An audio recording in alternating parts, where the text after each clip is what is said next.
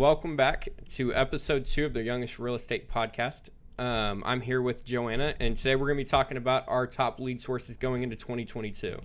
Obviously it's the December 30th. We're about to hit the new year. We want to talk about new real estate lead sources that we're going to be hitting. So what have you been using this year that's been effective for you? So I think the fundamentals are key. Like, do not stray away from the fundamentals, which for me, expireds and canceled have been huge. FSBOs are a big one that they work when I'm consistent, but they do take more time. Yeah. So that's just the thing that comes with FSBOs. And those are the fundamentals that I think, whether it's, 2010, I wasn't an agent back then, or 2022, like, that's something that you should always be targeting. And that's really not something that I would say that you can leverage out as much as you can other sources. I totally agree. I think the canceled and expireds are they're your constant. No matter what happens with the market, they're going to always be there. Yep. And I'll tell you another one we're really big on is Z buyers. So right, those are people looking for cash offers, things like that. Okay. But I think our top, other than FSBOs, I would say our top 3 are pretty much the same. With that being said, how do you approach your canceled, your expireds to really be effective with them, right? So I always like to approach them as if I am, not as if, I'm bringing them value. And that is the value of my skills as an agent and my team's skills to support me as their agent. And there's a reason why their property didn't sell. I'm not saying it was the other agent, and I never like to speak poorly of other agents, but there is a reason that their property didn't sell. So I am bringing the value out of finding the reason why it didn't sell and making sure that it does sell for the fair market value, or hopefully more than the fair market value. Yeah, I totally agree with you. And I also think it's important that you show, how you're different than every other agent, right? They're probably getting 100 phone calls. I mean, some of them will even tell you you're like my 16th phone call just today. So, I think it's important to show how you're different, right? So, you brought a good point about how you and the team help show that value. I will say one other lead source I want to hit before we go into, our other topics is the FSBOs. I know you're big on it, not necessarily my bread and butter. Kind of walk me through how you approach the cancels and expireds comparative to how you hit the FSBOs. Does that make sense? No, absolutely. Okay, so expires and cancels, the value add is, why didn't your home sell? Like, what specific, or maybe what several, things didn't allow it to sell, and what can we do to get it sold? And a lot of times, honestly, it's just photography. It's not just photography. Photography speaks to the marketing. Maybe marketing's the best way to say it. But when I see bad photography, I'm like, oh my God, this was like an easy one. Yes. With FSBOs, the same. I try, and it's the same thing. If you think about it, expireds, cancels, FSBOs, they want to sell their house and they want to make as much money as possible. It's the same with FSBOs. So when I approach a FSBO, like, hey, you're trying to sell the property yourself in this market, you may be able to do so, right? If not, when are you going to interview agents? Like, I'm here to help you. And if I can help you, whether it be as your listing agent or as just sending you or just answering questions for you, like, what do I need to look for in a contract? What do I need to look for in the right buyer? What things do I need to negotiate? Things like that. Like, it's a value add. I am always trying to add value or trying to bring value to them. I'm trying to help them. That is the way that I like to approach every seller and every buyer. How can I help you with the things that I've learned and with the resources that my team provides? If that makes sense. No, it definitely does. So, how would you say, how long are you generally nurturing these FSBOs? Because, for instance, cancels and expireds, they're a pretty quick turnaround, right? You're calling them, and at one point they wanted to get their home sold, right? And the reason why they're no longer selling is chances are they gave up, they're discouraged about the market, so on and so forth. But with these FSBOs, how long are you nurturing them? How long are you working on them to turn them into an actual client? Right. So expireds and cancels, typically they're already on the market. They already have strangers walking through the door. They went through the whole process, probably had a bad experience, bad marketing, whatever it is. They want to interview you tomorrow and list the day after, right? So you're nurturing them. sometimes you set the appointment and then you go to the appointment and you get the listing, right? Yep. And that's why I think you and I like expireds and cancels so much. It's quick. Whereas FSBOs, when I approach a FSBO, I'm like, look, okay, I know that you're going to test the market because you truly, like, you may be able to sell the property yourself. Like, honestly, if you know how to do it, like, most people can sell a property, would be able to sell the property themselves if they knew the process and if they were willing to put in the time, the stress, the effort, whatnot. Can be done. So they want to give themselves that time. So it takes weeks, sometimes months. Like, I've had FSBOs call me out of the blue months after. Like, I even stopped contacting them because I was like, they're not going to list. They took it off as they're just not listing. And then they call me out of the blue and say, hey, come list my property. So FSBOs take a lot longer. And their mindset is different. Like, I can do it myself. I don't need you. Whereas expireds and cancels are people that are like, I want to hire an agent. I don't want to deal with the stress and I don't want to go through the hassle of trying to do this myself. Like, I would rather pay that commission than, take as long as it's going to take me. So the mindset is different, but I think at the end of the day, because the goal is the same, I want to bring the same value that I'm going to bring. Of course. I don't know. Maybe you can tell me if this is right or wrong, right? But like I'd say with cancels and expireds, they want to sell, they want to get going, and even FSBOs do. But what I see majority of the time is that these canceled and expireds, they just want somebody that's knowledgeable in the market, and their biggest rock in their shoe is that, they either had bad marketing, the overall process just wasn't enjoyable, right? Obviously the end goal is to sell. If that doesn't happen, it's not the best of experiences. And with the FSBOs, the biggest rock in their shoe is that they're not getting the exposure that they need either. So really, I mean, if you're able to show them, hey, yes, you can sell your house on your own, you're still probably going to be leaving money on the table, though. I mean, I would think that that's probably a first statement, because let's say there's 10 buyers out there for that property. If you're not listing it on the MLS or not having an agent working with you, you're probably only getting 4 to 5 of those buyers. So you're leaving money on the table. Do you agree? No, 100%. I agree.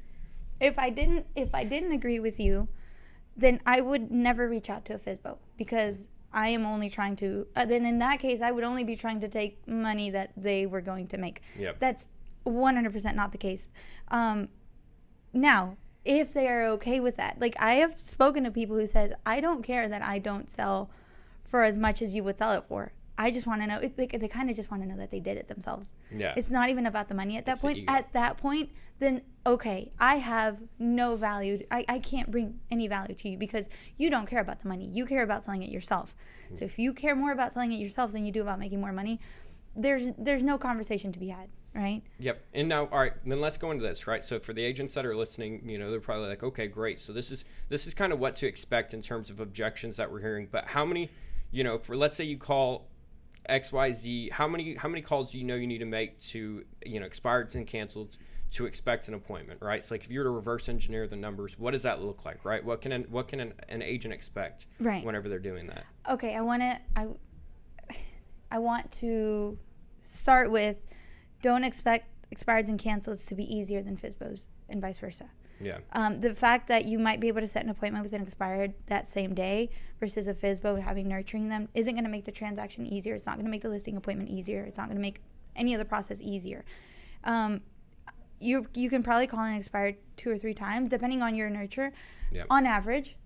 Whereas because I've spoken to expireds for almost a year and then we list, and I've spoken to FSBOs and then we list 2 or 3 weeks after I initially contacted them. So it really depends. But for the most part, expireds are going to, because again, they've already they're kind of in a rush. They're probably going to set the appointment a lot sooner. Yeah. Again, though, I say that with a word of caution. Don't expect it to be easier. Don't say, okay, I'm going to ignore FSBOs and just call expireds and canceled because they're going to give me the appointment sooner. That's not going to be the case. That's not necessarily always the case. I think it also has to go with the consistency, right? Like with any lead source, if you're constantly hitting them, if you're constantly doing what you need to be doing, then obviously you're going to get those appointments, right? So like I'll tell you, I've had a lot of success with like the older expireds and cancels that went off the market 2, 3, 4 years ago, and just going back and reaching out to them. I've seen a lot of success with that, right? But I'm also consistently hitting them up. I'm saying, hey, constant with the follow-up. And I think that's the number one key is just like that consistency factor. Would you agree with that? 100%, and building the relationship. So we say, okay, what are the best lead gen sources for 2022? the reason that these sources are going to be a good lead gen source moving forward, and hopefully, you know, for the next couple of years until whatever happens has to happen, is because you have to build that relationship, right? You have to nurture them. You can't leverage out Nate. Nate has to make the call. Nate has to call them the second or third time for you to be able to build that connection. And that's always going to be the case, I think, with all the fundamentals, including open houses when they meet you face to face, and door knocking, and your sphere of influence who you haven't spoken to. But these are also other fundamentals that are going to be good lead gen sources in 2022 and thereafter. I 100% agree. I think it's hard to leverage these out, because it is one of those things that, you know, like if it's you and I competing for a client, they're going to go with the person that they feel more comfortable with. And if I did leverage that out, right, they're going to go with you, who's been following up with them 3, 4, 5 times. So I totally agree. And more importantly, who actually cares, right? Yes. Okay, so I think you and I have both had this discussion with our team leaders about hiring ISAs, because obviously we want to do more business. Yep. And I now understand the reason why it's never going to be the same is because that ISA is not going to care as much about that client or about that setting that appointment as you and I are. Like, I genuinely, when I hear that person's voice for the third time and we like, hey, how are you? Oh, did you get my CMA? Like, you know, you start to actually have a relationship, and then I call them back and they're happy to hear me. That makes me happy. So I genuinely start to care about this person, and their end goal becomes my end goal, is to sell their house, whether it be now or 6 months from now or a year from now. Like, we start to have a friendship, and that ISA isn't going to have that same interest in that friendship that you are going to have with that client. One, I think anytime that it's not you, right, you run into that same, like, there's a big objection that I think you and I both have probably heard, right, where it's like, you know, agents just want to take the commission and not really do a whole lot of work for it, right? And so I think you kind of, whenever you're building up those relationships that way as well, you kind of get to avoid that objection, you know, that common objection. You know, but with that being said, you know, obviously these are both lead sources that we're hitting. What are you planning on adding in, you know, come 2022 to really grow your business, kind of see what other areas you can add on? Well, I think that is when leverage and technology start to come into play, and that's when really, like, okay, what are new sources for 2022 and moving forward? And before I move on to that, I always want to remind people also that open houses also work. Yes. Door knocking also works. And your sphere of influence, which I know that we're going to talk about, that's always going to work. But door knocking and open houses are also fundamental. That I think if you are the agent that enjoys open houses, because again, you have to enjoy doing the things that you're going to do, right? Like, it's a numbers game. If you're going to do open houses, you have to be consistent with it, right? You can't do one open house. You can't host one open house and be like, I'm going to do all of the business now. Mm-hmm. You have to do, you have to be doing, you know, an open house every single weekend. Yeah. It's like with anything, right? We're not successful with calls because we do it once a week. We do it because we do every single day, you know, we're making calls. And exactly. that's the number one thing. So, I mean, I would say, you know, right, expireds, cancels, FSBOs, all, you know, those are big for us. But at the same time, if somebody did want to door knock, if they did want to do an open house, if they did want to do different things like that, it's just, you know, you've just got to be consistent with doing it, and yep. you know, we'll still be successful. These are definitely our strong points, though. Yep. And yes, and they're going to be things that you directly are going to have to do and put the time and effort into. Whereas I think for 2022, what we need to focus on in order to grow our business and hit our bigger goals is going to be, okay, what are the things that you can leave on the back burner that you can automate, that you can use technology and, you know, smart trips and things like that in order to bring the business while you are focusing on your fundamentals. And I think one of those is social media. Yes. That's the tough one. It's the tough one because, man, it is.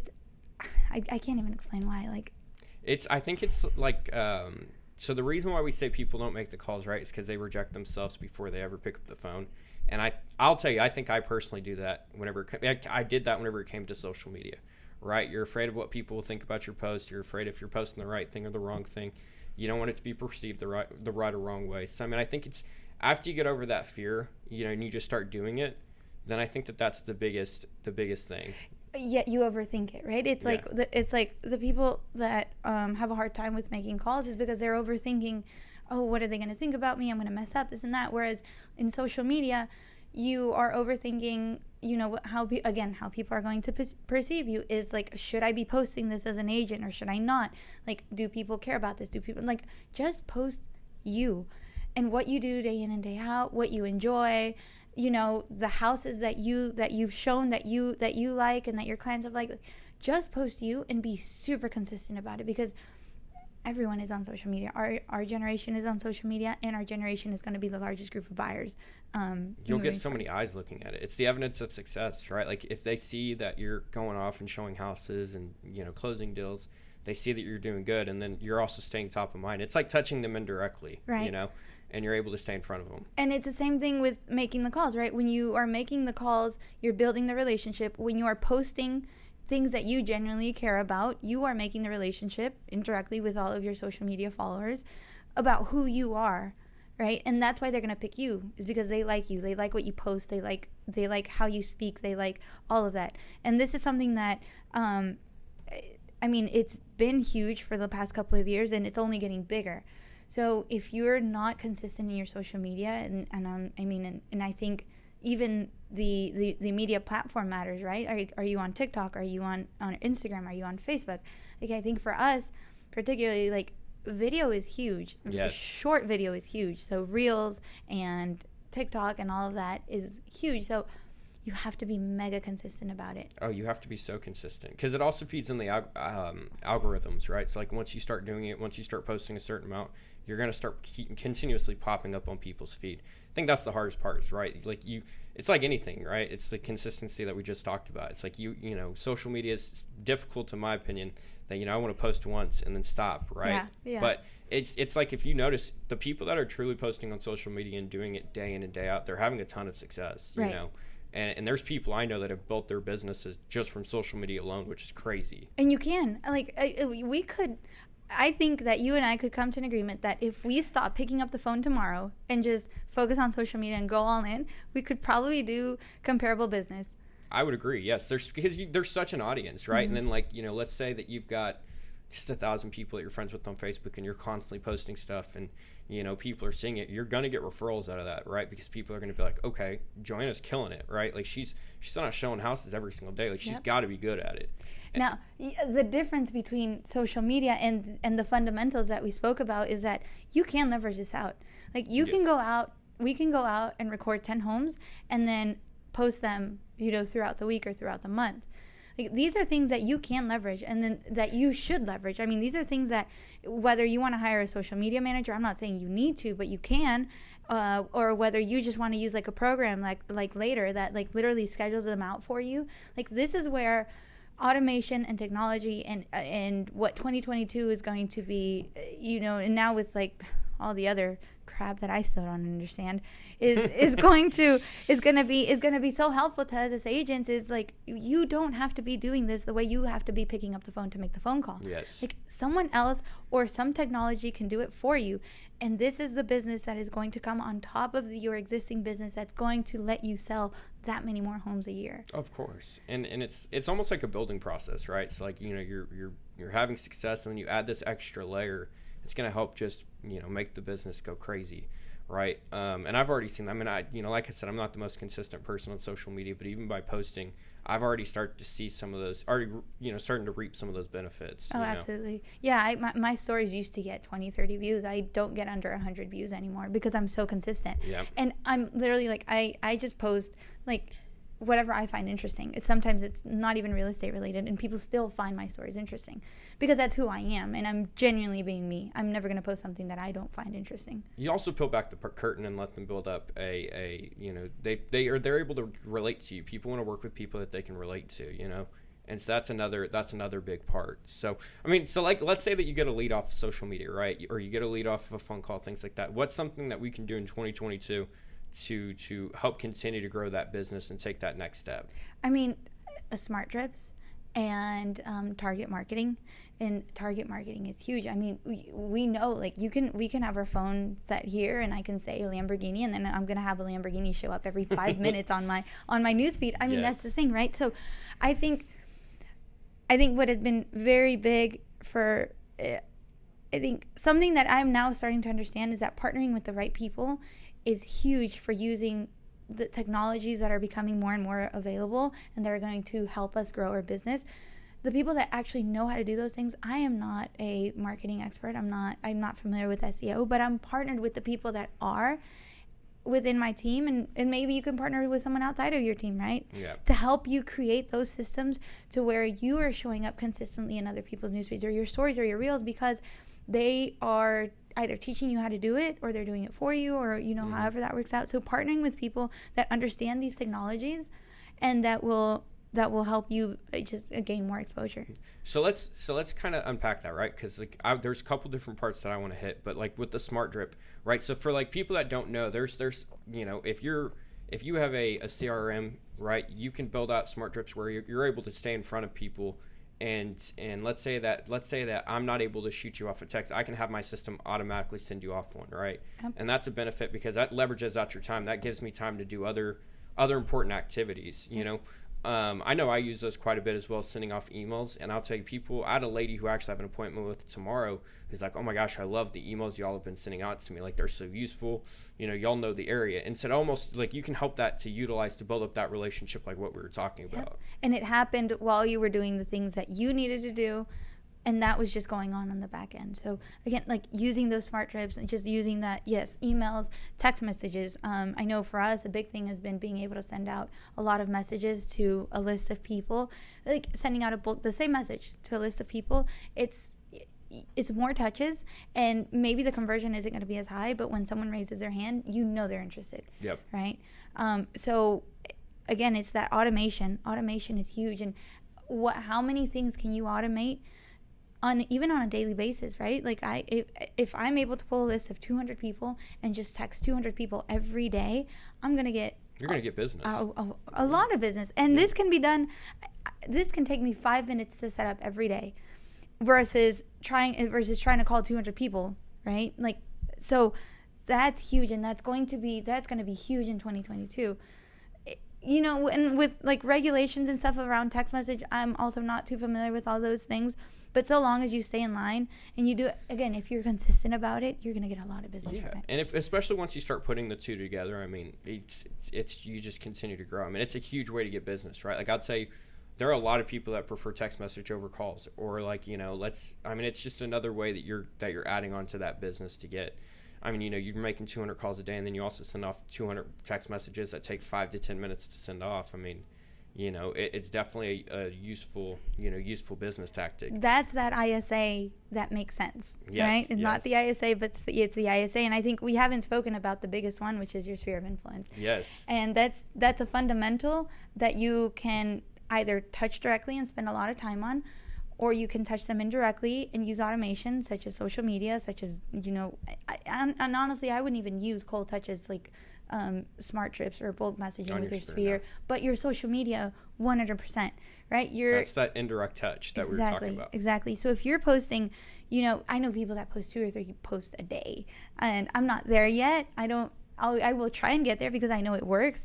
But if I'm posting 2 or 3 times a week or more or less, and if I'm consistent in my stories and in my reels, my sphere is seeing these posts. Maybe they're not seeing all of them, but they're seeing some of them. So they remember she's an agent. She shows houses. Like, oh, you know what I mean? Yes. So that is how you indirectly touch your sphere, while also sending them a message on their birthday, sending them, a postcard on Christmas, whatever that looks like.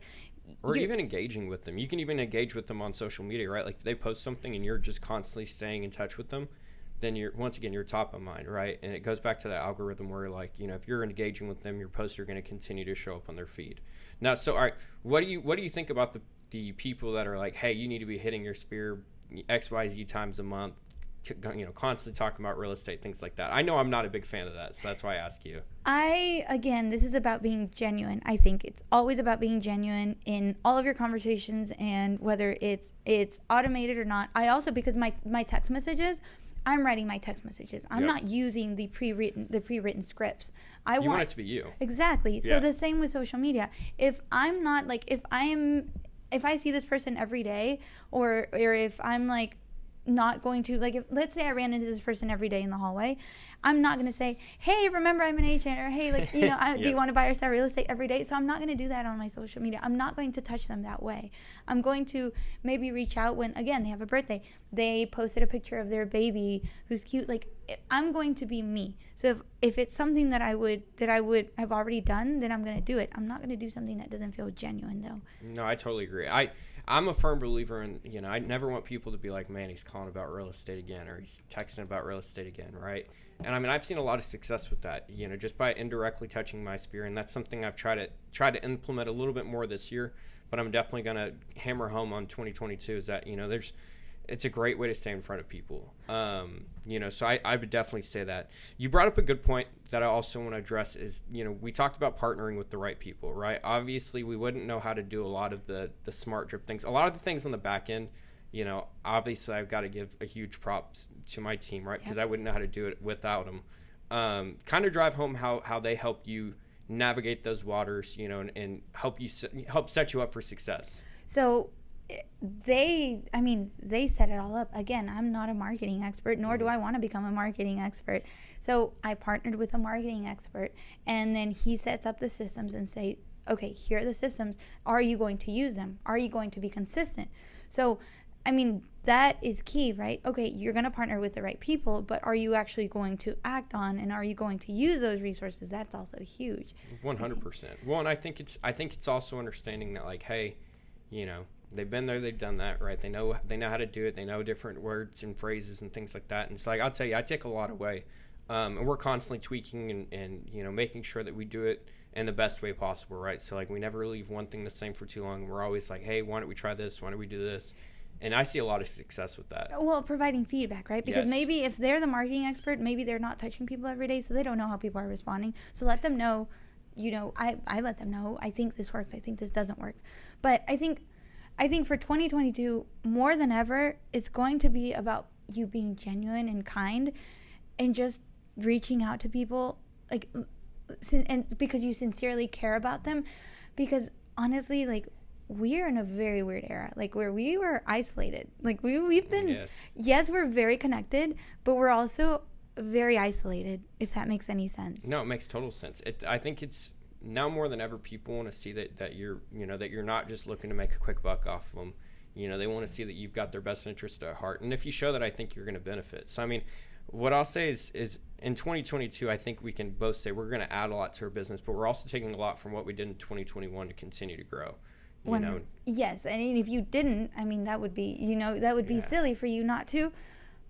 But again, you can't just, I guess you can't just only do one thing and completely ignore the other. Oh, of course. You have to become efficient. You have to know how to leverage the things you can leverage them out as much as you can, and then really hone in on the things where you need to be fully present. But I mean, just genuinely caring and being kind, that I think is going to be the biggest thing in 2022 for success, because, man, again, it's a crazy world out there. So if you just care about your client, if you just care about people, not even as clients, if you just care about people and don't even care about the outcome. I have no idea what my commission is going to be until the check is in my hand, because I don't care.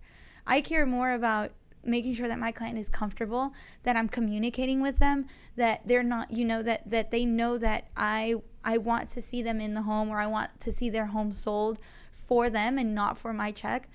That is going to be huge in 2022, is because just being kind has become something that's not. Don't hop on one of those Facebook real estate groups. Oh my God, they're yeesh people. Yeah, I totally agree with you. No, I mean, here's what I'll say. I totally agree with you, you know, and I think for anybody that wants to be in a position like you and I mean, you know, it's all like, I think the biggest thing that we're focusing on is obviously at that point. And then if you couple it with joining the right people, I think you're going to find success, you know, and you're consistent with it, you know, and I think 2022 has the chance to be, you know, a record breaking year again. So I'm excited for it personally. I think it's going to be huge for the agents that are willing to dial it in and learn and be open to new ideas, because there's a lot coming at us very quickly, like tech-wise. And I mean, if you're willing to pick up on that, listen to the people, listen to your mentors, and also be open to trying new things. I agree. 2022 is going to be awesome. Yeah. Well, guys, Happy New Year. Thank you guys for joining us. And if y'all want to reach out to Joanna or I, you can.